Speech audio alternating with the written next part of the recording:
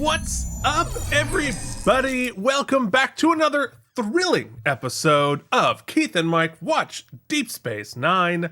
Today we are talking about Deep Space Nine Season 2, Episode 25, Tribunal. It's an O'Brien Must Suffer episode. How you doing, Mike? I'm doing great. I love these. It's also our boy Avery Brooks' first time behind the camera, Keith. It sure is. I'm excited about that. I'm excited about the memo that said wear a blue hoodie today. That we both jumped on. I've got a zippy. I do have a blue hoodie right next to me, but I didn't put it on. But our colors match at least. We do. We're matchy match. No, I'm excited. This is a good episode. I really. It's interesting because the companion did not think so. Like it didn't adjudicate it, but it gave it like a couple paragraphs, and sometimes they're pages long. So that is usually, I guess maybe they just didn't have a lot of behind the scenes info. But yours truly only had one real nit to pick, and we'll get into it. So let's chit chat. I can't wait to see what nits you pick. It's gonna be something. But you want to know who we would never pick or nit because they are here for it and supporting our shit. It is our Patreons. Mike, introduce them. Yes, our patrons who can watch me watch the show and talk to my wife throughout it because the cat... Did Jen watch this one with you? She didn't, but the cat kept trying to turn off the computer, so I had to call in her assistance a few times. Anyway, Brian Kaufman, Casey Clark, Jason Moe, Andrew Hayes, Jorge Navoa, and the mysterious Worf's Big Ol' Boot Shiv, CRM Productions, Charles Babbage, Nikolai Ivanovich Lobachevsky. I mean, now that I know who that person is, it just makes me mad every time I have to say that. At Grim_Toys and Delusions at Noon. We appreciate you making sure you can be our advisors during our tribunal, and you're doing so, and you're putting your money where your mouth is. We appreciate it. Yes, indeed. Thank you. Please enjoy our bonus nonsense. Yes, we put up a whole bunch of fun stuff, so hopefully that is worth it. But I just got a text from Nikolai. Hey, all the way from the Ruskies? All the way. I can almost see Russia from my house. It's amazing. Up in Vermont. Anyway, so so let's talk about this episode, shall we? Yeah, let's do it, Keith.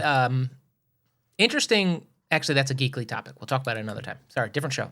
That's right. We if nothing, we stay on topic in our little show here. So sure. For sure. All right. So this episode aired on June 5th, 1994. And I was just trying to do math in my head. So this was the summer before my first year in high school. So okay. I was just finishing up 8th grade. Here in 94, we were listening to, again, I'm happy it's going to stay on the charts for a while. Mike, I swear it's an earworm. I swear every week I forget I have to do this, but then I remember I'm all for one. All right, end it. I had a good one last week. This week is not. That's right. Each week you forget, but I forget the footer. Yeah, but together we remind each other. That's great. It's teamwork because we are all for one, Mike. Because we're all 41, but we also can help each other remember. I'm 42, baby. Nah, me too. Yeah. All right. Anyway, you want to know what else is 2? It is in the week 2 of Dominations in our cinemas. It is The Flintstones. Oh, yeah. I can't believe that people were watching that movie. It was so bad. But, Betty, Barney, the whole clan, Fred, Wilma. Not only were they watching it, it was the #1 movie for 2 weeks in a row. And this is during the summer, so this is blockbuster time. Blockbuster Flintstones movie. So there you go, buddy. So what were we watching on TV? Oh, Keith, boring. It's summer. You know the summer. Nothing's on TV in the summer, especially not in prime time. So we had repeats across the board. We were repeating Lois and Clark, repeating Murder, She Wrote. The CBS Sunday night movie was The Man with Three Wives. Oh. So there's that. Let's see if anything that was on Sunday. Let's see if anything was happening on Saturday. Let's see. The Saturday night at the movies was When You Remember Me. Nope. The Commish. Nothing's new. Oh, yeah, we had a new episode of Hearts of the West, Keith. Hearts of the West. Ever hear of it? No. It was sandwiched at 9 p.m. between Dr. Quinn Medicine Woman at prime time and Walker Texas Ranger at 10 o'clock. Yes. So Hearts of the Past. Didn't get... no joke. Hearts of the Past. The name of the episode was Back in the Panties Again. Okay. Well, but wasn't Bret Hart on like Lonesome Dove at this point? Was it Hart as in like the Hart family of wrestling? Yeah, I know he did do it. He did do a couple of guest spots, but I don't know if it was at this point. It could very well have been. So anyway, Keith, I think I'll leave it. Let's leave it with Back in the Panties Again. Back in the Panties Again. That's a thing I didn't expect to be saying today. That's neither. For damn sure. Me neither. All right. So enough of that nonsense. Let's talk about the hard news from our weekly world news headline this week. First of all, it's the 76-page summer issue. So in color. There's nothing going on TV. Pick up your weekly world news. There's a lot of hard-hitting news here available for you, including a Bleeding Virgin Mary speaks. We've captured Bigfoot again, which is really exciting. So lots of, man laughs so hard he splits his skull. That one's good. If they had thrown that at the pitch meeting, I would have giggled. Well, it certainly weren't watching us. I'll tell you that much.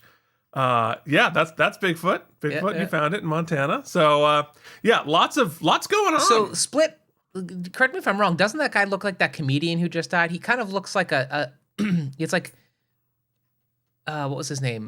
Like Norm Macdonald? Norm Macdonald, yeah, a little bit. Rest in peace. Yeah. Too soon? All right. Let's get into this episode. Season 2, episode 25, Tribunal. It was directed, as you mentioned, spoiler alert, by none other than the commander himself, Avery Brooks, with his first directed episode of Deep Space Nine, the first one that a cast member directed, and this is the first of 9 that he will direct. Very exciting, and it was written by Bill Dial, who last wrote on The Alternate. Based on just one throwaway line from the Maquis Part 2. Yeah, I've just read the companion, so he's not used to me saying things serious. I'm not used to you knowing things. Yeah. So, I mean, it's a new day. It's the summer. I think we should get into other useless information with a segment we call Now Keith, waste your time with trivial trivia. Okay, well, I think this is actually very evident throughout. I think it's not just the design, but the entire storytelling. But production designer Herman F. Zimmerman said he took inspiration from George Orwell's book 1984. Yeah. And I think that inspiration is everywhere. I think a lot of Cardassia has a lot of similarities with themes in that book, and certainly visually we see it. Great, the perpetually prescient, the perpetually genius work. If you haven't read 1984, and I feel very strongly that the people watching this probably have. Yeah. But if you haven't, give it a read. It's a banger. It is a banger. It's lit, as the kids say. It is lit, and it will make your brain go, uh-oh. All right, so next up, Julian Christopher, the Cardassian overseer we see very briefly, was among the actors considered for the part of Worf. Didn't get the part, but he did get to play a Cardassian overseer in this episode. It also mentions that Gul Evek, who plays a bigger role in this episode, was the Gul that O'Brien zoomed with to ask how to kill the Voles earlier this season, which is why O'Brien says, I know you. We've met before. The courtroom that we're going to see is a redress of the Holosuite set. which I imagine they probably used pretty frequently. Because spring ball, right? They did the spring ball there. They put the spring ball set there because it's basically just walls. So you can fly the walls out and you have a relatively large space to build a set on. So it would make sense, especially when you make it dark lighting. You can cover up a lot of the seams. So Renee, as Odo, does some lawyering here in this episode before he was a regular cast member of David E. Kelley's Boston Legal with William Shatner. And he also played a judge on The Practice before Boston Legal. If you would like to hear 400 plus hours of us discussing The Practice, check it out. It's called the Out of Practice Podcast. You can find it anywhere you get. Yeah, and of those 400 hours, I'd say at least 100 of them are about The Practice. I would say at least 80. You want to talk about tangents, folks. We spent at least 45 minutes each one of those episodes talking about cats. And ourselves mostly, yeah. So check it out. Yeah. They're not all on YouTube, but they're all on your podcast, and a good chunk of them are on YouTube. Yeah. Well, and look, if you're like, I really enjoy these nonsense idiots talking for an hour and 20 minutes, what if it were 2 hours and 20 minutes and we didn't have to look at them? That content is there, baby. Go for it. Out of Practice Podcast. You can listen to us learn how to do shows. Yeah. Or try, because we still haven't. So the plot of this episode, as you mentioned before, is based on Ducat's statement on Cardassia. The verdict is always known before the trial begins, and it's always the same. Guilty. And, of course, lastly, we all know this is one of the classic O'Brien must suffer episodes. So, it's a running theme. He's, O'Brien's there to suffer. He is the everyman, and we love to torture that poor guy. I think he's one of the best actors on the show, though, so it makes sense that he's put into these kind of circumstances. And you know who agreed with that, Keith? Who's that? Avery Brooks. Yeah, of course. Of course. I mean, Colin Meaney is an actor's actor. Mm-hmm. He's classically trained. He's a stage guy. I saw him in The Moon for Misbegotten on Broadway. And he was great. He's always great. So dude's got chops as well as his sort of Star Trek-iness. So this is normally where I'd say, what was Next Gen doing? Well, Next Gen wasn't doing anything. Well, actually, they were doing a heck of a lot. They were making a movie, right? They were filming Generations at this point. So now this segment is going to soon become, what was Voyager doing? Boring. Was Voyager good? Voyager was good, yeah. Okay. What you don't know. Voyager, I don't know. I do not know. Similar to Deep Space Nine, it took a couple of years, well, similar to all of the 90s era shows, it took them a couple of years to get their feet under them. Mm-hmm. But it's a very good show. Okay. It's it's certainly, who knows? Maybe we'll work our way through it. Okay. Mike just died inside a little bit. Come on, you're having fun with this. Yeah, dude, we're on the second season of 9. Of 7. Okay, well, 7 of 9? See what he did there? And you said you didn't know anything about Voyager. I got to tell you, I don't think I'm there yet. But I think I'm in enough with the toys and with this show and like my reading and like judging by my YouTube algorithm, I feel like I'm no longer a total noob, Keith. You keep referring to me as a noob, but I feel like I'm like, if I was training for a marathon, I'd be like, my long runs are like 4 to 6 miles now. I mean, I got a long way to go, but I'm like, the training has started. No, you are definitely doing it. You definitely have the app on your phone, and like it hasn't been like deleted to save runs. Space. Yeah, that's right. Because like I've got that. I have the app on my phone too, but it's been deleted to save space. So it's got that little arrow that says, "Would you like to download this again?" Not deleted, just offloaded. That's what they call it. Offloaded. Yes, it's been offloaded. So anyway, this is we're gonna see how it feels when we get done with this. What we do next. Of course, by then we will have legions of fans, and it will be 60. And it will be so. It'll be fun. It'll be paying for our lives. It'll be doing. Keith, when we can pay if we can pay ourselves a salary one day, an official yearly salary, like like all the other YouTubers, I will concede to do as many Star Trek shows as the people demand. Okay. Okay, you hear that, folks?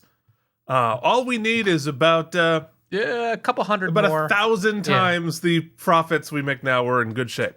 Actually, no. Probably Many a lot more than thousands, that. Yeah, let's not do the math. Let's not do the math. What do you say? All right. You know what we will do? We're going to talk about our guest stars. Yes. Our guest stars in this episode include Rosalind Chow, of course, as Keiko, Mike's girlfriend, Caroline Lagerfeld as Makbar, John Beck as Raymond Boone, Richard Poe back as Gullavec, Julian Christopher as a Cardassian. He was also Hagan on The Next Generation Code of Honor. If you're Here like, today, hug on tomorrow. yeah, that episode should probably be Hagan today, because if you're like, hey, what if it were Next Gen but super racist? Watch Code of Honor. And Fritz Weaver as Kovat. So I think it is now time for us to hop into the screening room. What do you say? Keith, I'd like nothing more. Let's sing about it, maybe? Thank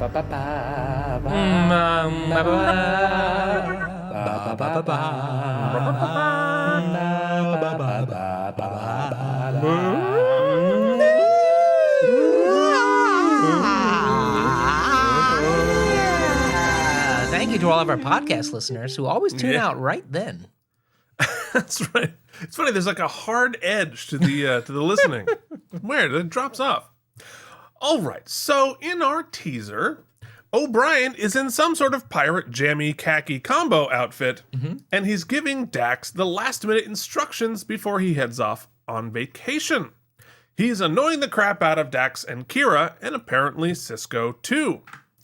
And he pops his head up halfway in the elevator. It's a funny gag, but also wildly dangerous. I know there's supposedly like force fields or whatever, but I don't think...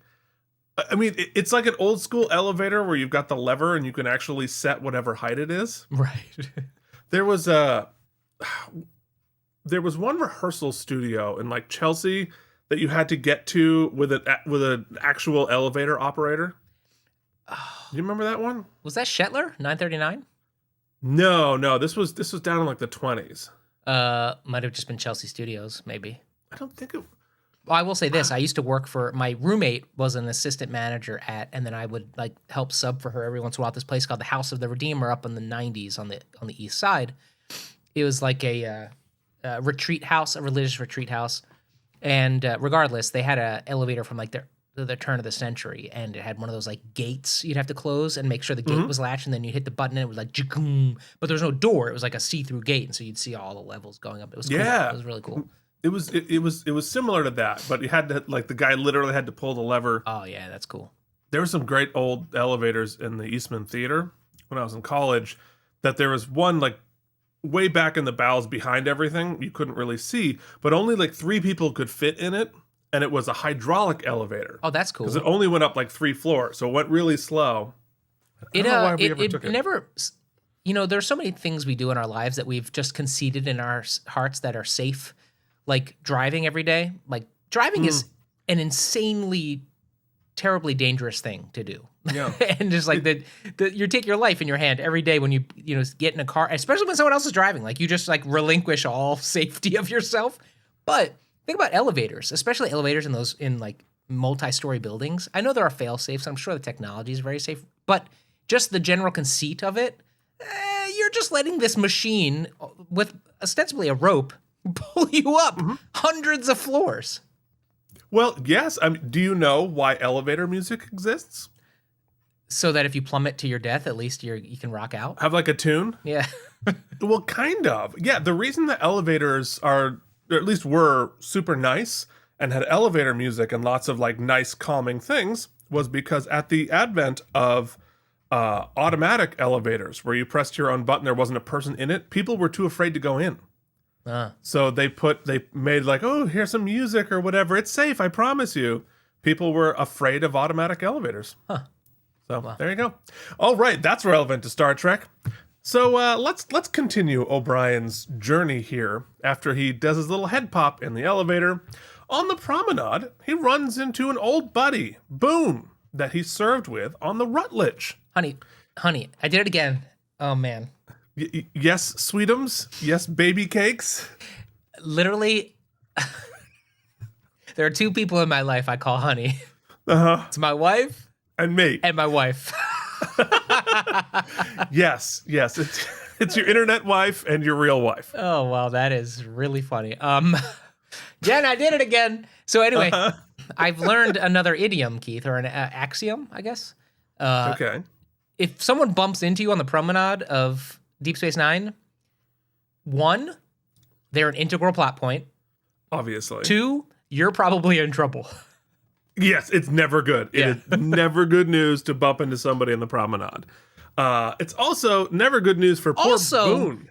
If I think about it, even like living in New York City for multiple years, decades, the times I actually literally physically shoulder checked into somebody, I can count on one hand. It doesn't happen that often. Well, do you count the subway? No, that's a different thing. Because like subway platforms, that's different. But that's not what this is. This is like it's like in a mall. This is ostensibly a mall, right? Yes. You don't bump into somebody at the mall. It's not that crowded. There's 2 people walking down the hallway. That's true. That's true. Well, I think he was distracted by... He's about to go get that nookie nook. No, because he's distracted by Boone's vest made out of buckskin and dead raccoons. Yeah, William like Hunt, sewn William by Hurt, children. William Hurt's at the... That vest might be the ugliest thing I've seen on Star Trek. Oh, well, I hope there's a good shot of it. Keith! You can really lean into the majesty. Yeah, no, there it is. Everybody's got the blue today. Oh, that's right. We did it. We're on vacation. That's what it is. We're going on leave. It definitely sounds like we're on vacation. Yep. Yes, weird space jammies with Oh a my collar. God, it is terrible. I guess I didn't he didn't know how much Daniel Booning he was doing. Oh, yeah, there's a couple shots of it later where you can see like it's like hand sewn by like a 4-year-old who like killed the family pet and decided to just like sew it onto daddy's vest for Father's Day. Meanwhile, these 2 extras are so thankful that Mike took this screenshot to prove they were on Star Trek. Yeah. Oh my, that'd be my wallpaper if I were a Boldian, or better, just like that random dude in a. He's like, but I'm so tall. He was so tall. They were like, you know what? We don't even have a uniform that fits him. Just put a top on him. Just keep him in sweatpants and give him a top. That's right. He's shirt cocking it downstairs. Oh.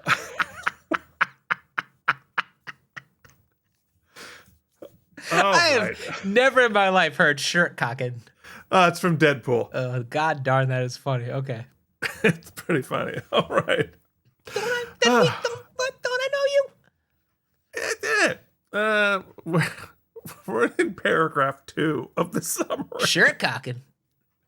So anyway, Boone served with O'Brien on the Rutledge. And we remember the Rutledge, Mike, from that TNG episode where he sang with his captain who went crazy from hating Cardassians. Right, Rutro.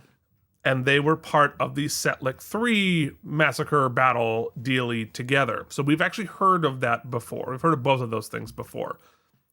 Boone now lives on the Cardassian side of the DMZ, i.e. where all the Maquis are hanging out. Apparently all the mustaches. And that is some late 80s creeping into the 90s there.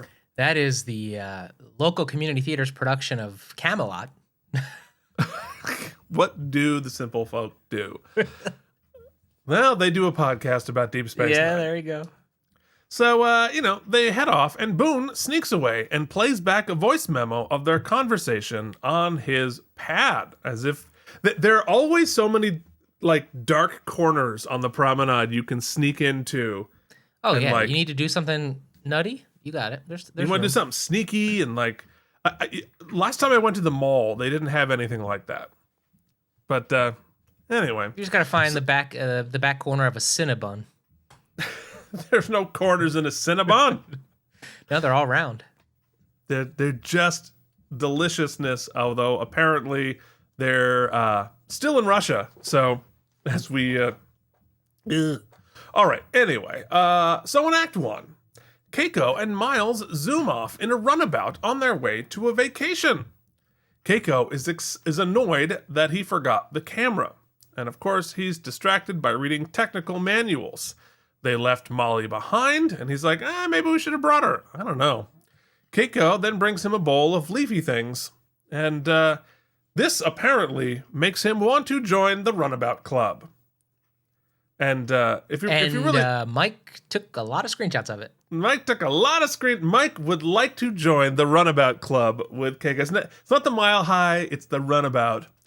And, she had a line, I should have written it down, that was, it felt very much, I don't, somebody has a screenplay, maybe they would know, it felt very much like an improv on her part, because they're making out, and she's like, man, don't these seats recline? You're an engineer, do something. It felt very improv, and I thought maybe it was. I'm going to say it was. I mean, I don't think there's a lot of improv on Star Trek, but that would make perfect sense. And of course, I'm like, I'm not sure how many of his coworkers would appreciate them hitting the Runabout Club on the chair they have to go and like chase Cardassians in. Clearly, there's a robot that desanitizes all this stuff, or sanitizes it. You'd think desanitizes it. Anyway, so they're about to go to Pound Town when a Cardassian ship shows up. Uh-oh. They're jamming communications, and they're going to stop and inspect the ship. The Cardassian beams on and arrests O'Brien. They protest about their rights, but Gullavec and his goons, of course, don't care. And they shoot Miles and send Keiko back to the station. To be fair, he did punch him. Yeah, well, I mean, he was being abducted. Yeah, that's true. And he's popping a collar in his jammies. I mean, how many space jammies have cool collars? God bless, I'm going to tell you a story. 20 plus years in the New York City, you hear all these stories. I was mugged once. And it was less a mugging and more of a holdup, I guess you could say. But it was in a really like fancy neighborhood. And it was literally by these two, like they couldn't have been more than 16, 17 years old. I mean, they were small, skinny people. They had a little knife. It was like that big, Keith. It was like it was 1 centimeter to inch bigger than a pocket knife, or not even a pocket knife, a Swiss Army knife. And they like flip it out. And you know what my defense was? I threw them my wallet.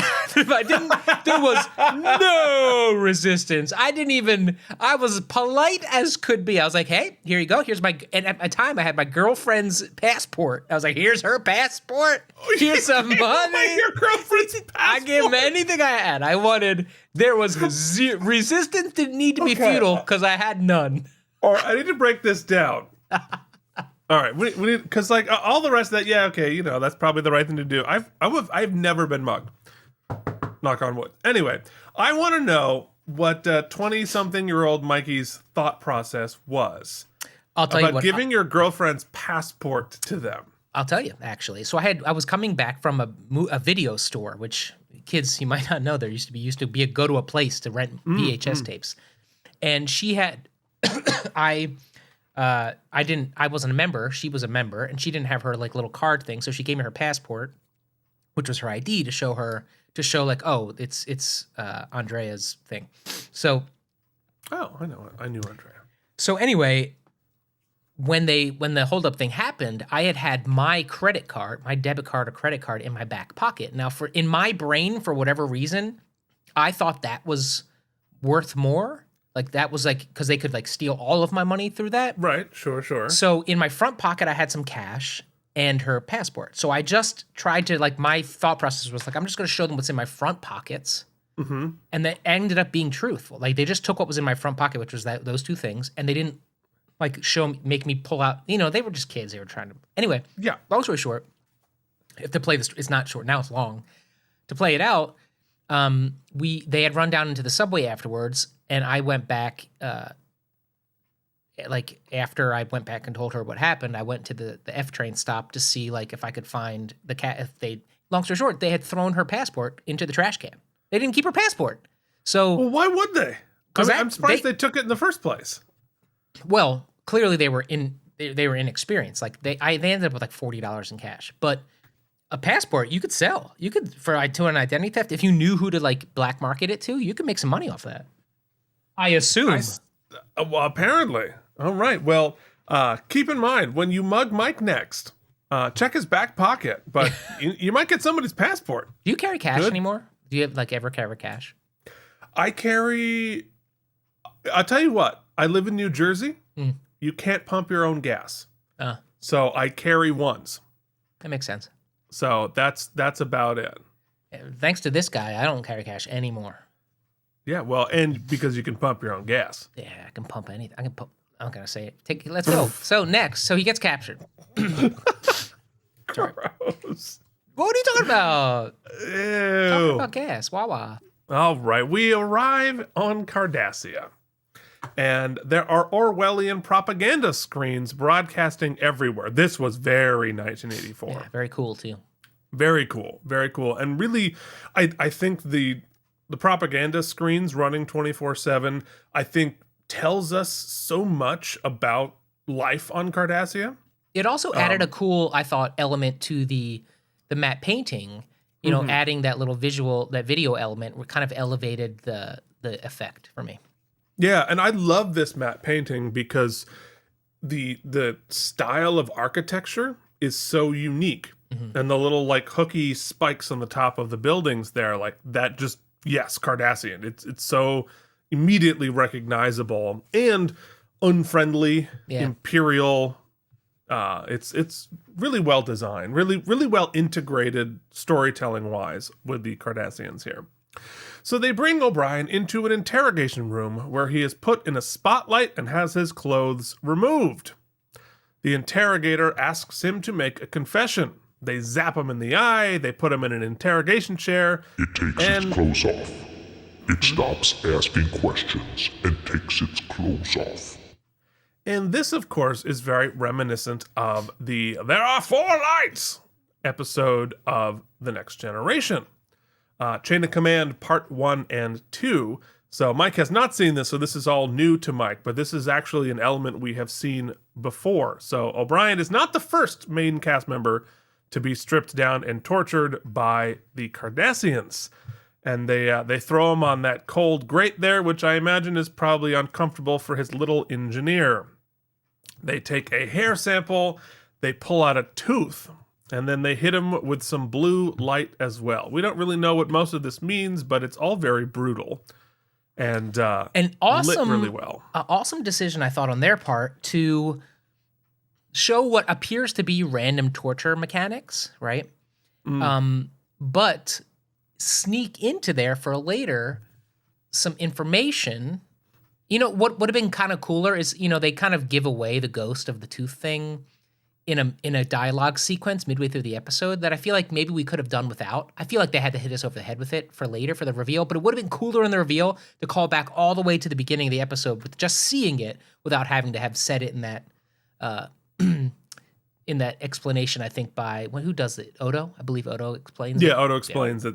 All great. Yes, and I think that would make a lot of sense. Probably that's how they do it now with streaming. But because this was broadcast with commercials, you don't know. The audience might have missed a segment while they're getting a sandwich. So, as he's naked and tied to a chair, a Cardassian lady enters and apologizes for his treatment. She is Chief Archon, the equivalent of a judge here on Cardassia. And she says his trial is beginning in 2 days, and he has been assigned a lawyer. O'Brien wants to know what the hell is going on, but she won't say. And I feel very represented by O'Brien right now. Yeah, it's like, we all bods. want to try and see ourselves. Yeah. We want to see ourselves on screen, and I do. I feel very seen right now. Back. Yep. I think that's pretty fair. Pretty fair. Oh my God. Oh God. That's sad. All right. We head back to the station, and we're going to talk about that outfit later. We head back to the station, and Cisco mentions that the Federation has sent 3 ships to the border, including the Enterprise getting a shout-out after the series finale. It's still out there, still doing stuff. Keiko, naturally, is pissed. She knows that O'Brien must suffer. Odo confirms that, yup, he's being tortured. And she says, I know, because I've heard of all the stories about Setlik 3 and how afraid O'Brien was about what the Cardassians do to their prisoners. So adding like a real subject. So like O'Brien is the one Federation person who like knows what happens in this situation, which I think adds an element of gloom for poor O'Brien. Then the Cardassian Archon lady zooms onto the main screen on Ops and is not helpful. Mike's going to say a comment he often says, but I'm going to say it again. Avery Brooks, for being his inaugural debut here, inaugural directing gig on this show at least. I don't know if he had directed other things. The setups for this show, for this episode, are incredible. All of the establishing shots, the framings, and they change, right? He does some of the Dutch angles, we were As JD mentioned, yep. But they do a lot of up shots and down and like up shots and down shots, and a lot of playing with focus and a lot of framing between shoulders. Really cool stuff by Ben. And this shot right here, we've never seen this angle before. Well, and then when we get into the courtroom, we've never seen any of those setups. Yeah. So it was some really cool stuff, I thought. But like, look how friggin' cool the production design is in this shot. Oh yeah. And we've never seen that before. We've never seen this angle before to really show like what an amazing angle. I can't believe we've never seen it before. And I assume they're just staring at a green screen, right? Oh yeah. Yeah. That looks so cool. Anyway, yes. So Cisco is pissed and gives the great line, "If that sounds like a threat, it is." Great line, great Ciscoing there. So the Archon says that the charges will be announced when the trial begins, as is Cardassian law. Keiko naturally objects, but we are reminded that the verdict is already guilty, and the purpose of the trial is to demonstrate how good they were at proving his guilt. Speaking of Orwellian. But Keiko is invited to watch the trial. Odo speaks up. He knows the Cardassian laws and is an officer of the court and offers to be his Nestor, or advisor of the accused. And he is one because he was a part of the Cardassian court in his days during the occupation. Happily, Odo gets the gig, but the Archon says the execution has already been scheduled. Cisco tells Kira to investigate what happened and what the charges possibly could be. And Kira is like, the dude hates Cardassians. Maybe he did do something? Mm-hmm. I mean, like she should talk. But Cisco fairly says, we need to know either way. So, which is an excellent juxtaposition playing with because we just prejudged this lady, right? The Archon babe, but the Cardassian system is terrible. They already said he was guilty, blah, blah, blah. But then Kira does the exact same thing, but through sort of our vernacular, right? But through suspicion, through all of these things. And Ben draws the distinction between them and us. We're gonna investigate. We're gonna find out for sure before we pass judgment. I thought it was a really cool beat. I mean, and the difference between Cardassian ethics and Federation ethics is that the facts matter. Right. That we're not going to prejudge either way, and we're going to investigate, and then facts matter. It's a quaint idea, but back in the 90s, we thought that was a good thing. Yeah, I have a point to draw up a little bit later that is a little less flippant than that, but is as equally scary. We'll get there. Yeah, interesting. Well, so in Act 3, O'Brien is in his cell when his lawyer shows up. He's an amiable Cardassian named Korath. He's the best in the biz, or so he thinks. But until we find out that his job... look at this shot. First of all, look at that door. Look at the cool stark right angles. It's so cool. So every picture I took was like, yeah, that's rad. And I love the color scheme of the Cardassians, that blue. Because I just like the color blue. Obviously, we all like the color blue. But I think it's a really imposing and scary, and yet also kind of elegant way to light their entire universe. So anyway, we find out that the Cardassian defense lawyers are not designed to defend, but to prepare O'Brien to accept his fate and confess. because confessions make people feel better about executions. Just like it does here, right, Brendan Dassey? Wow. Shots fired. Keith on fire. Yikes. Anyway, also... You know what? It's one thing. If you want to kill me, all right, that's one thing. You know what? Torture me. Don't make me go out like this.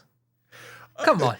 I wrote down here exactly what you're getting at. I would pay $10 to see Cullum's face when he was given the Intendant Kira outfit to wear as a Cardassian prisoner, because what the hell is that? There's so many. I'm not gonna shame anybody, but God bless him for just being a pro.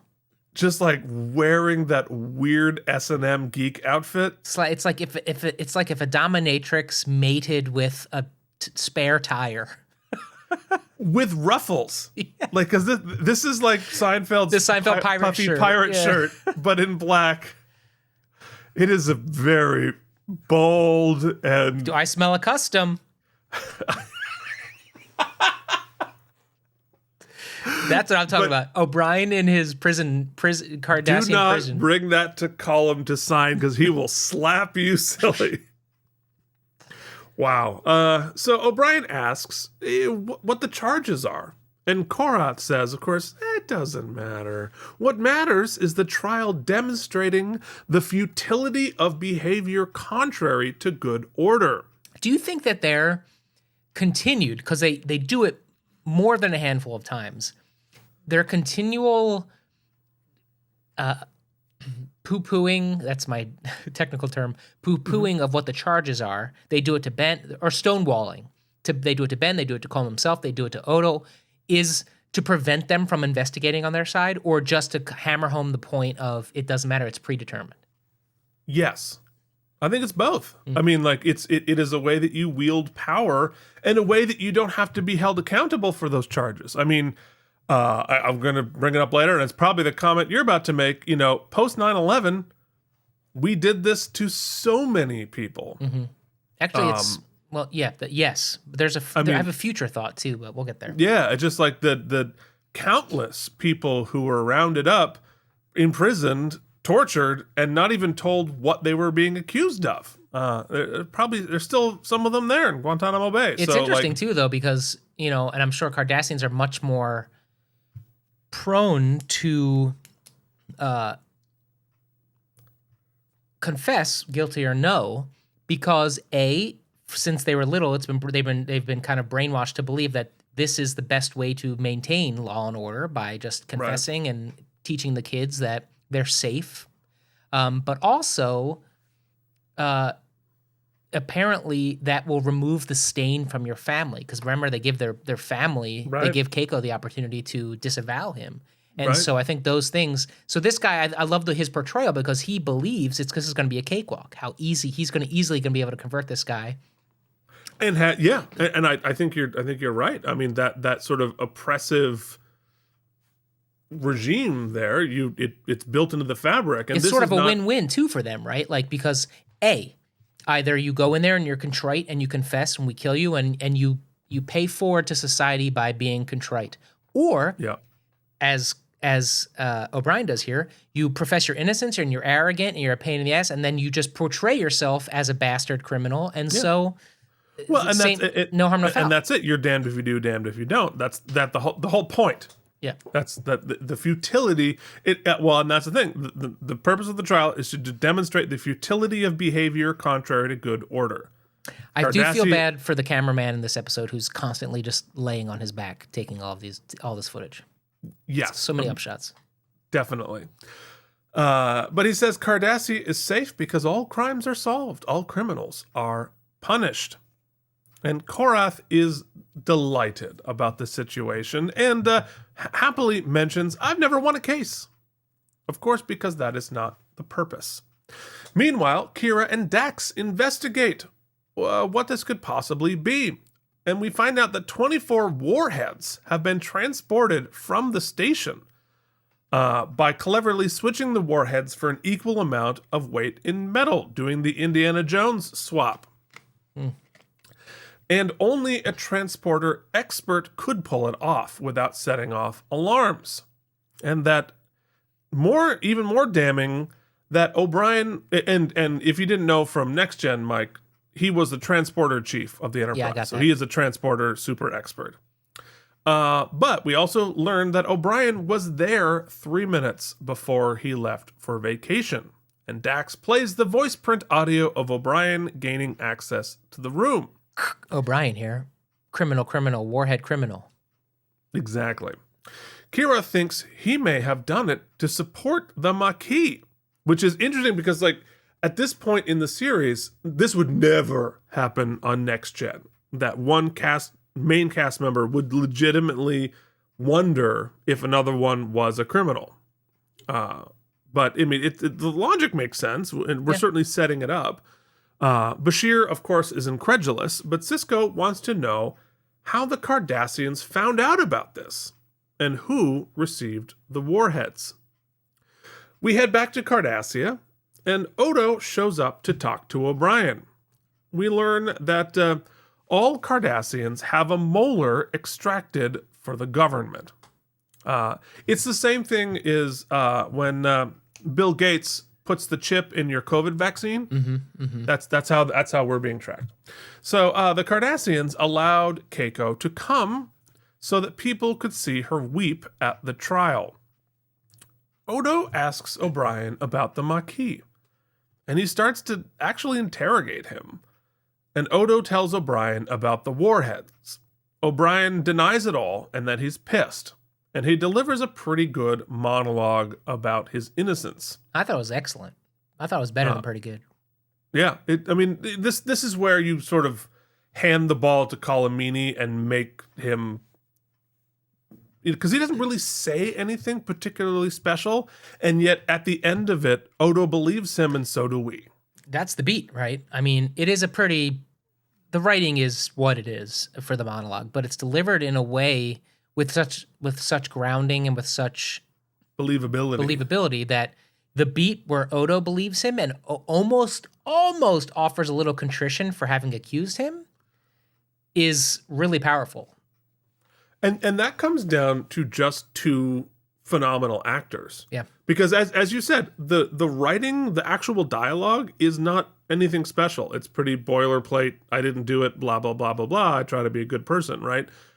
But with the two of them being able to do so much work non-verbally, that it really lands the scene. And Odo says, being accused of a crime is not a disgrace. In fact, you're in very good company. And Odo does believe that he didn't do it. So it's actually like a really big character beat because we haven't seen O'Brien and Odo together much on the show. So we don't actually know much about their relationship. And so they're not like buddies like he is with O'Brien Bashir, says it, right? O'Brien says, he's like, I know you don't know me very well. Yeah. ... Which is interesting. And so it is understandable that Odo would doubt him here. And but I think moving forward, their characters are going to have a different relationship because of this moment. So Act 4 begins, and Dax has proven that the voice pattern to use to access the warheads is a fake. It was manipulated in a way that seemed nearly impossible in 1994, but can be done with an 8-year-old and an iPhone today. Kira found the Maquis member, and it was Boone. They realize he recorded O'Brien's voice and how we got into the door. So, huzzah. We now know O'Brien. It was O'Brien. So we know he's innocent now. But the trial is just starting. The set looks super cool despite being built in such a small soundstage. But like so many details, so much done with lighting. The little like evil jury there. Yeah, what do they even have a really jury cool. for? That's I guess pointing out the hypocrisy of it. Exactly. I mean, it's all sort of performa, whatever. I mean, is that a child? A child? Guilty, sir. Off with his head. Yeah. So anyway, you assured me my legs would not be present in the shot, but you have lied. I just wore my jorts. My Pumas. Okay. Yes, my Zubaz. Oh, but what was this actress's name again? She chewed the hell out of the scenery. I loved it. Yeah, she really did. With that hair, the hair design's cool. Caroline Lagerfeld. Yeah, she did a great job. So they bring in O'Brien, and once again, the lighting is amazing. Because all that texture behind here, that's just light. Yeah, it's cool. Like, that's not even anything built. The Archon, i.e. the judge, tells O'Brien to confess. He says, nope. They bring in Keiko and Odo, and they give Keiko a chance to testify against O'Brien. She says, nope, again. GFY. Odo, what's that? I said GFY, she says. Yeah. Odo wants to talk to the lawyer, and the judge is pissed because conferences are not good TV, and the trial is being broadcast planet-wide. So again, so much, it's propaganda, and so much about Cardassia is the dominance of the state. I don't know how many times I'm going to say Orwellian, but it is very much like that. But I really liked the idea of it being broadcast, and that the theatrics of it all were very important. Yeah, but different a little bit, because we're only, actually, aren't we? When was the O.J. Simpson trial? 96? 93. Oh, so this is post that. This is like right about the same time, probably around the same time as they were. So it's actually like, because that's that was really the first case that was like, this is good theatrics. We have to get all the cameras in there because this is. Yeah. He's Googling. You know what? No, it was actually after this. That's what I'm saying. It was 93. It was 95. Yeah, it was 95. So it's actually pretty prescient that this was like, oh, the course is theatrical TV, and then we as a society were like, you know what? Yeah, goddamn right it is. Let's televise them all. Oh, that's a good idea. This, of course, the theatrics they're most interested in is the impression that the court is always right and that you're safe, whereas we're more just like the theatrics of the actual case. But point taken, really, dude. That's nuts. You want right? to hear? You want to hear something creepy? Yeah, sure. The murders happened the week this aired. Whoa! It was June 12th. Oh my goodness! And this was June 5th. Oof. Someone was watching some Trek. Oof. Okay. Oh, right. Well, we pushed a button there. Yeah, we sure did. Yikes. All right. So, I can't believe I looked that up. All right. Anyway, so Odo tries to tell the lawyer that he has new evidence exonerating O'Brien. And Korath, the defense attorney, is horrified. He doesn't want any chaos. I'm nearing retirement. Don't ruin this for me, he says. Don't ruin this for me. Odo tries to battle his way through the court. He asks for a change of venue, and the judge is not happy and threatens him with contempt charges. But there is no evidence, because there is no evidence allowed after the verdict has been rendered. To which Odo has a pretty baller line. It's like, look, I have no teeth for you to remove. Yeah, which was cool. This is the point I wanted to point at earlier before, because she also says, of course, we recognize that the Federation would come up with some technology to exonerate him or to prove wrong. And I thought to myself, we've often looked at the court or the legal system as trying to catch up, right? Like, we haven't invented the test yet to test for this sample. Before DNA testing. Yes, blah, blah, blah. Yeah. So we're always waiting for catch up. And so, we have to go back into, in an ideal circumstance, we'd go back comb through all the old cases and retest convicted people with new. Obviously, we're not going to do that because. But we should. We should in a perfect world. But you're lucky if you get. Luckily, there's the Innocence Project and nonprofits like that are trying. But it is to so hard, so difficult, unbelievably, irresponsibly difficult. So that's one giant quagmire of injustice in our system amongst an avalanche of them that I'm not going to cover here. But we're staring down the barrel, Keith. We kind of did a flippant episode of Geekly a few weeks ago about ChatGPT. Yeah. And you just kind of made an offhanded comment about how a kid with an iPhone can doctor a voice, I use a program for work now that has recorded enough of my voice that I can go into old voiceover I've done, and if I have to update, maybe we changed the way UI works in our program, and I have to change one line of dialogue instead of re-recording the whole thing. It knows enough of my voice, and it can fix it for me. Or see Anthony Bourdain movie where they just used his voice, yada yada yada, and that is changing and updating progressively. So crime is going to update progressively. But importantly, what happens now when exonerating evidence or what's the opposite of that?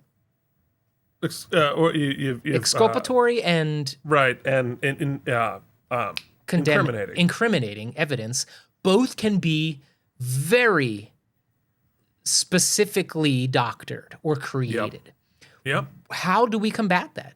It used to be Keith. Here's Dr. Keith Varney. He is a respected blah blah blahologist, and his testimony holds weight because we say it does. Because or more important than the doctor. Here's a recording of the Nixon tapes. Yeah, right. We can't argue with it. It's a recording. Now, I mean, here's a video of you surveillance. We've already dealt with that for years because I can look at the same piece of blood splatter evidence that used to be like incriminating and say, well, this expert says it says this. This expert says it says this. They are conflicting. Who do you believe? So we already have had that, but now it gets more condemning because what's a big thing in trials, Keith? Oh, well, let's listen to the tape. The jury hears the tape of this person saying those things. Now, maybe in the next or a couple days later, like, you know what? We've had a hearing and the tape, dear jury, forget you heard the tape. Well, once you hear the tape, it's there. Well, and how do you prove it's fake? How do you prove it's real? We're entering a dark, scary time. And that part is one thing. Like what's going to happen soon is 2024 election. Here's a utterly convincing videotape of Biden decapitating somebody, and here's an utterly convincing videotape of Trump kicking a dog, right? 100% easily done now, like utterly convincing, really hard to prove that it's not proved. And whether or not it's this cycle or the next cycle, like this is going to start to like topple. Well, the only part of both those tapes that's accurate, Keith, is Billy Bush laughing in the background. Yeah, Billy Bush is like, ha ha, way to go, buddy. He's in both tapes, so it's weird. Both tapes. He's like, weird, yeah, that dog deserved it. Cool. Yeah, just keeps on. Right. Anyway, Billy Bush. Where were we? Jesus, we are not on topic today. All right, so back on the station, Sisko and Kira interrogate Boone. He denies having done anything wrong, but who would believe a guy wearing that vest? Later, Bashir goes to the infirmary, and all the lights are off and won't turn on. Of course, there is a man there to give Bashir some info. And the man says, we never learn who this dude is, right? Nope. All he says is that I'm in the Maquis, and we know nothing about the theft. Some would say, Keith, it's Deus Maquina. Come on. All right. I'll give it to you. I know what that is. Like Jen's going to give you some coffee. Months later, that poster that I thought was one thing, that's another thing, finally arrived. Should we look on camera? How exciting. Yeah, let's definitely look on camera. All right, it's packaged within an inch of its life. Oh, I'm excited. This is going to be a Deep Space Nine poster that Mike thought was about racquetball. But it's not racquetball. I'm not going to say what it is, but if you hold it up, all of our viewers will know exactly what it is. Let me do it this way. Go to cam 2. Oh, all right. All right. Mark, we're going to need you in full. All right. There we go. Technology, huh, folks? Technology. God damn. We just created a shot that didn't exist. Okay. All right, here we go. Hope it'll focus, maybe. This took a month to get here. Whoo! Spitfire. Yo, this is awesome. So awesome. And look, they aged the paper, so it's, Oh, wow, that looks great. We're going to have to shout out the creator of this. It looks great. Yeah, I'll do that in the wrap-up when I look up their name. Love it. Love it. All right. So not racquetball one bit. No, not at all. Okay, let me turn on my boop. And we are in the screenshot view. Boop. We're keyed out. We're there. Whew. Technology. All right. So the Maquis guy says, we didn't do it, and Boone is not one of us. So that's interesting. We get another great exterior shot of the Cardassian architecture, and we see the trial is continuing. Gul Evek is testifying about how awful the Maquis is, and says that reliable sources have told me that the Maquis set this whole thing up, which at this point we know they didn't. Odo says, what sources? And he says, I can't tell you. It's against national security. This is very post 9/11, 10 years ahead of its time. On the station, Sisko and Bashir want to do a medical exam of Boone. Because apparently he hasn't talked to his parents in 8 years. He left his wife 8 years. Oh, really? Everybody really take in the majesty of that vest. Oof, I don't know why I hate it so much. It's not just the vest. Underneath it, he has a green singlet on, and beneath the green singlet, he has a blue knit cow neck sweater, and then to tie it all together is a leather high belt that's like right under nipple zone. I mean, nothing about that makes any sense, especially in the future. Oh, wow, that's bad. That is he's like, hold on, you made me grow this mustache. I bet that actor had that mustache. And even with all of that, it's still not the ugliest costume in the episode. Yeah. That's true. I mean, it really is Sophie's choice. Which one would you be forced to wear? That's grim. That's grim. So, anyway, clearly something happened 8 years before. He dumped his wife, his parents, and he was thrown out of Starfleet. And it all happened shortly after Setlik 3. And when they mention that, Boone makes a very lazy run for it. We head back to the courtroom, and the judge arrives again for the next session. It's O'Brien's time to testify. And of course, he is compelled to testify by Cardassian law. O'Brien's lawyer tells O'Brien to confess, as most, good defense attorneys do. Korath tries to figure out how O'Brien became a criminal. Perhaps you were abused by your parents or your wife. And he gives up, and the judge takes over. She asks how many Cardassians O'Brien has killed. And he says none. And she's like, well, what about the war? Of which, of course, he has killed Cardassians. She asks, how do you feel about Cardassians? Do you hate Cardassians? And she quotes him accurately as saying, the bloody Cardis can't be trusted. So it's sweeps weeks for the judge. It's sweeps weeks for the judge, but it also it really shows the internal logic of the Cardassians. Why did they choose O'Brien as opposed to any other Federation officer? Because O'Brien is the most believable. He does hate Cardassians, and he's gone through the war. He uses words like Cardis, which would be a racial slur translated into our world. And he really does have a pretty iffy background with this. So his lawyer says, concede your guilt. O'Brien says, I concede nothing. And here is where the Deus Machina shows up, because Sisko arrives with Boone. The judge immediately clocks it and abruptly gives a speech and announces they're going to commute O'Brien's sentence and release him. Because obviously that's a shot. That looks like a screenshot from that horror Winnie the Pooh. And this looks like the Joker. It does. Sorry. I don't know. Sorry, I'm trying to think O'Brien did it. I think he did it based on those screenshots. Anyway, Korath, the lawyer, is gutted to learn that he won the case because, and he's probably right, they're probably going to kill him. Yeah.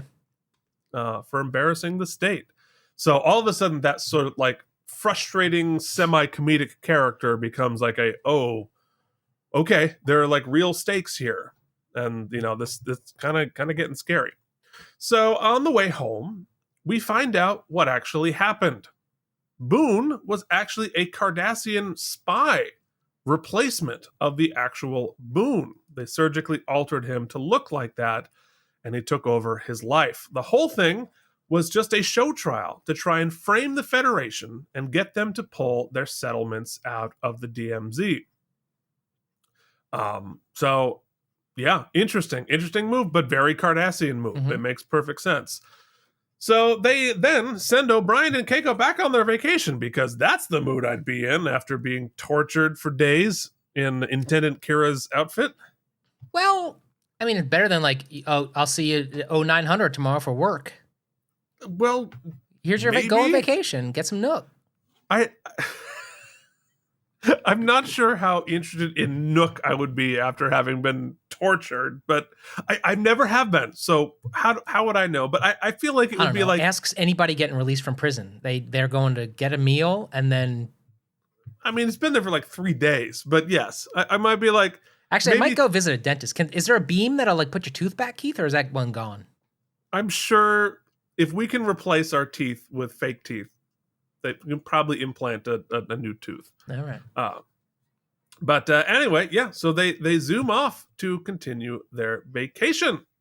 And that is Tribunal. Now it's time for Mike's Tribunal. And now it's time for Mike and Deglio's Star Trek Vocabulary Quiz.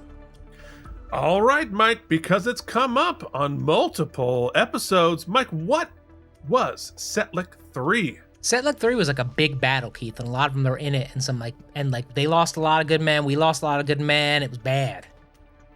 Took a lot of prisoners, tortured folks. War times, yeah. And what is a Cardassian Archon? Keith, it's like Judge Kittleson, but Cardassian. Similar hair, though. Yes. Similar sauciness behind the bench. Mm-hmm. Yeah, okay, that's a good The Practice reference.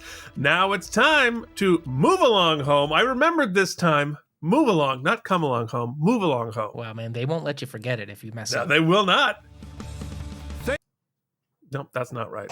That's not right either. There we go.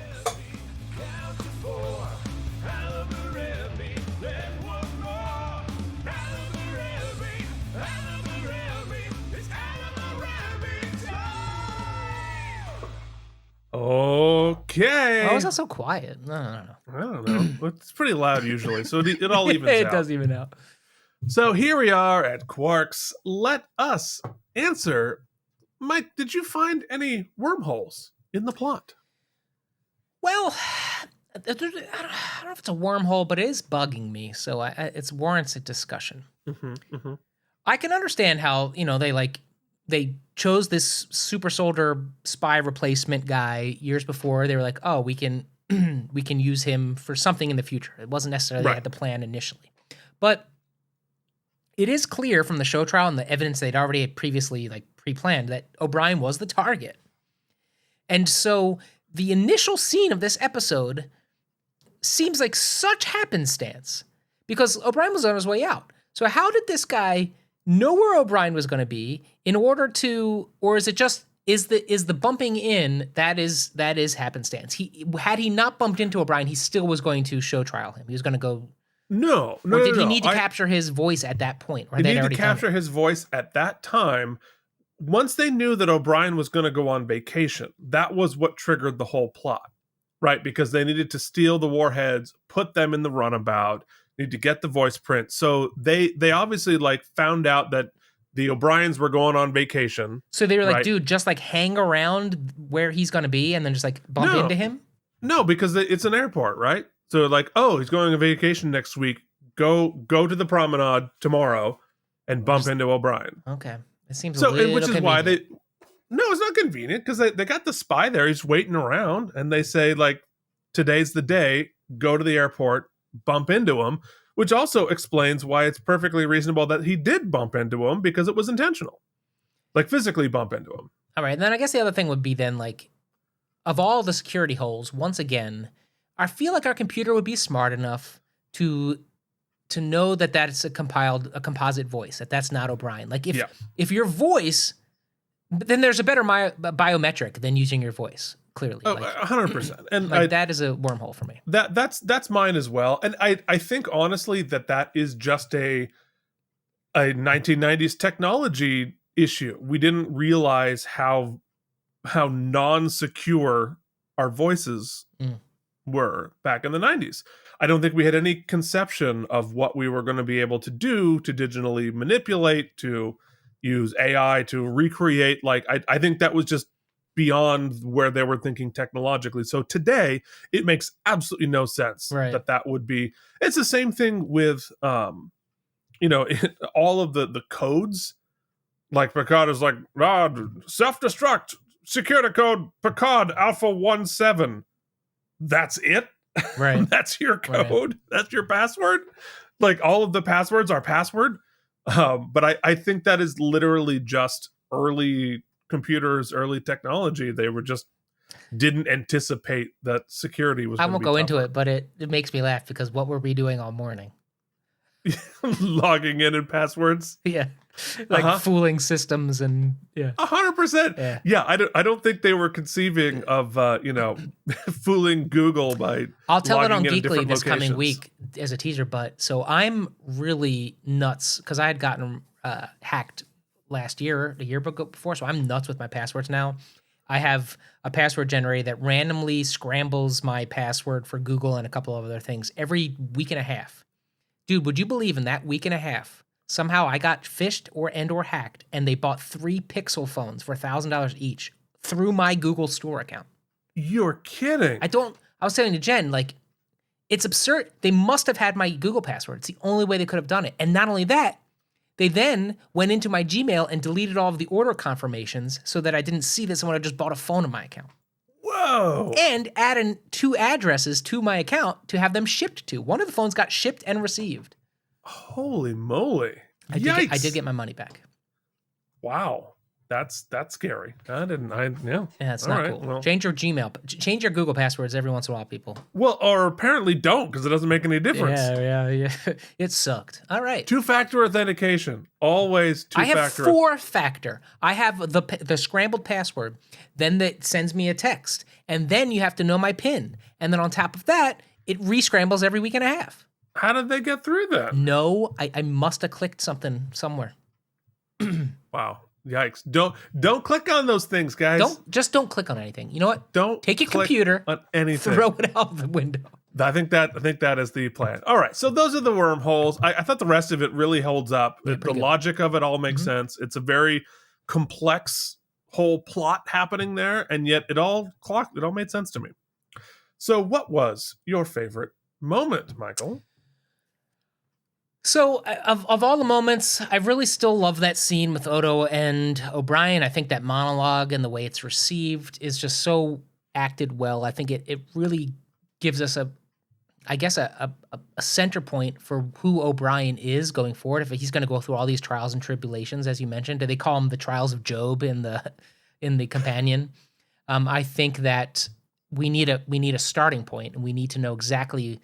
I think they establish his sort of ethical center here, including the stuff that happened during war, which is a scar on him. He's a flawed character. And he says as much, and I think that's my scene. Yeah. I think you're right. I think that is the best scene, but just for the sake of sakes, I'm going to say it's Sisko's line, if that sounds like a threat, it is. Because that is something Picard would never say. And it is a Sisko line. It's a great character. He delivered it well the way Avery Brooks could only deliver a line like that. And it really is continuing to build the legend of the Sisko that we are going to continue to get to know moving forward. So, Mike, that only leaves us with one thing to do. And that is give out some self-sealing stem bolts. Well, Keith, I really liked this episode. I thought it was directed well. I thought the mystery was really kind of cool. I thought that the entire setup establishment point of the Cardassian court system was really unique, and I thought it was giving us an interesting vantage point to the Orwellian 1984 kind of police state. It really kind of let us know where all of the Cardassians are coming from, sort of where their hubris comes from, sort of where their whole justice and legal center comes from. All of that seemed really backfilled. And I'll spend my time talking about my kind of one nit to pick with the episode. I think one of the coolest parts of the episode is actually the solution, the reveal. And the majority of it happened off screen, right? Like all of the cool investigative stuff that Kira does, that Cisco does, that they do on Deep Space Nine, doesn't happen on the episode. We just kind of get the like last 5% of the story, the cool 5% off. You know, there's a couple of like quick dialogue sequences where they talk about it happening, but none of it gets presented. Now I kind of understand why they do that, because they decided to focus on making the point of that he was already guilty, you know, and right. The speaking on Cardassian justice, but they spent a lot of time doing that, and they kind of rehashed a lot of the same beats over and over again. When the actual active, furtive, progressive stuff taking place, plot progressive stuff taking place, right, was happening off camera. Now we are sort of. It didn't feel completely out of the blue, because they let us know about the Mueller thing 3 times. They let us know about it wasn't his voice. But all of that happens after they've already figured it out, right? I would have been more interested in seeing them learn those things. But I get it, 45 minutes. I thought for sure this was going to be a 2-parter, and one of the next week we'd find out what was happening. But I know that you've said we have big fish to fry next week. So I feel like I was left out a little bit of the story. I felt like they could have let us in on some more of that. But I really enjoyed it, and I really thought Avery Brooks did a great job in his first term behind the camera. I thought Colin Meaney is, like, let's be honest, incredible. I thought that the R was great too. The judge. Archon. The Archon was great. His defender was great. I thought the him and Odo stuff was great. So all in all, I really liked it. 88 self-sealing stem bolts. Huh. I'm gonna laugh. Yeah, I mean, I agree with you on. I would have liked to have seen a little bit more of, like, let's see Bashir discover that he's Cardassian. I'd love to see like the overlay of the plastic surgery that happened, and like, see the bone architecture under the. They would have been a cool thing to show. And I think you're right. It would have been cool to see that. I think what they had here was too much for one episode, not enough for 2. Mm-hmm. And like, I think they easily could have done give us an hour 5 as opposed to 44, and it would have really filled that out. But I think it was too thin for a 2-part episode. So I don't mind the way they did it.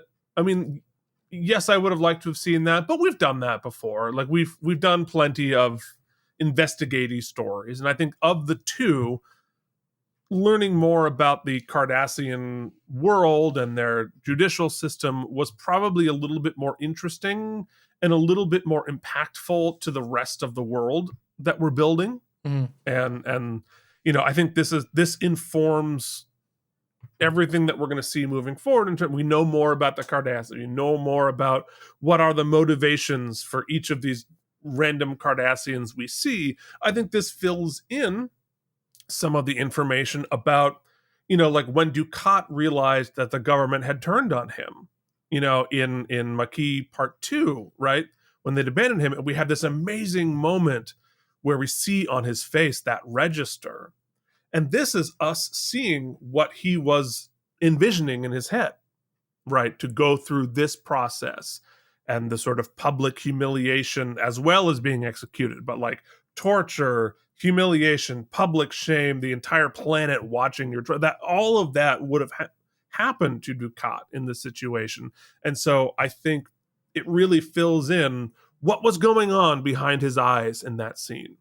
And so I think in the bigger picture, I'd rather see that than the investigation part, even though I would have liked to have seen it. So I think that's sort of where I'm at.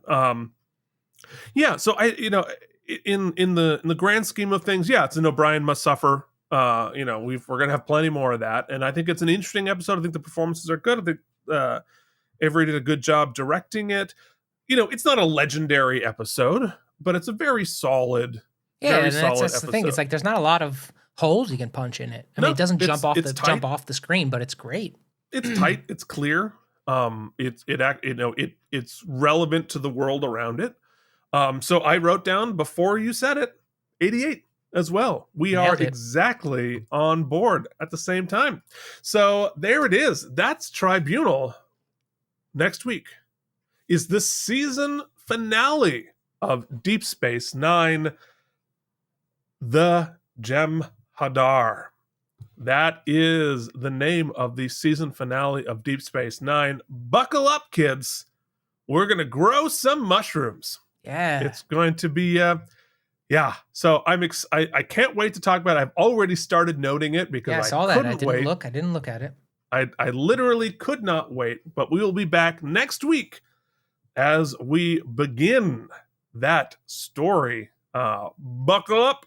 If you enjoyed this particular nonsense, you can watch our other shows. Look at my Star Trek toys, K&M Geekly, the play along of the thing that we're going to get back to, I promise. And what else do we do, Mike? We do all kinds of stuff. But more importantly, you can help support the show and support us making stuff. Patreon.com/K&M. We thank everybody there. Also, quick shout out, Keith, as we mentioned earlier, on Etsy, the user Movie Maniacs Design. They do a whole bunch of like posters and cool stuff and from Trek and beyond. So check them out on Etsy. I love my poster, even though I have no idea what it's referring to, but I will in the upcoming seasons. So I thank Movie Maniacs Design and all of our patrons. Well, shall we play it out, Keith? I think that's it, kids. We'll see you back here next week with the season finale. Till then, this has been Keith and Mike. Watch Deep Space Nine. Thank you for watching K&M Entertainment. If you enjoyed our particular brand of nonsense, please like and subscribe. Or become one of our patrons at patreon.com/K&M.